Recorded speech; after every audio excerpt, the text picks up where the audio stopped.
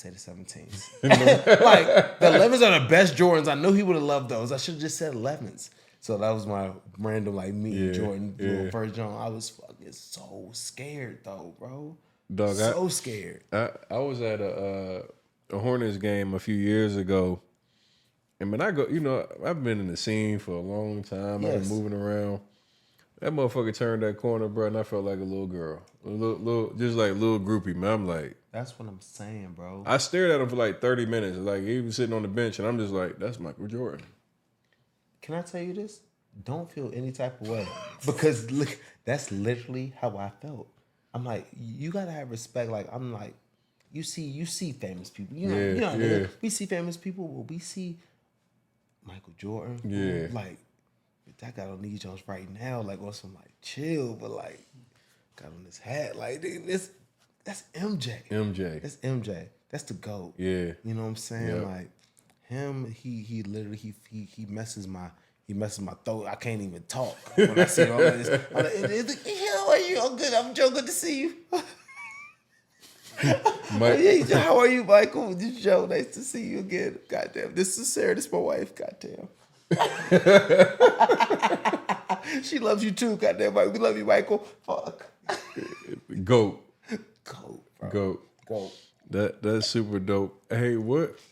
Like, life after football. You're at home with the babies, and 8 weeks from now, you get a call, and they like, "Hey, man, we need your services."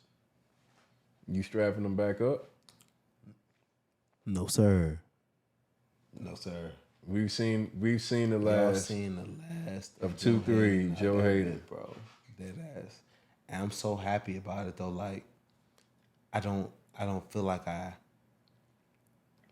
feel like I gave the game everything I had. I want to be max. I want to get them shit all the love. But right now, like I said, if I sign 8 weeks later, I ain't gonna lie to you.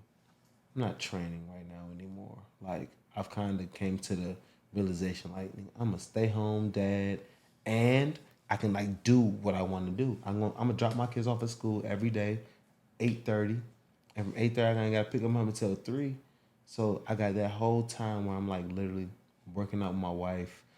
I'm having meetings. I'm meeting with you. I'm just doing little things where at the end of the day now I feel like way more control of my time. You know what I'm saying? Like, I don't need that shit no more. And the NFL did everything for me. It put me to the position I am right now, like being able to step away from the game. Right. I look at like Calvin Johnson. I look at Barry Sanders. I look at the dudes like where they had plenty more years left. Right. I think I might have had maybe one, maybe two. You know what I'm saying? But the league showing me like, Joe, you're a $1.5 million dude right now.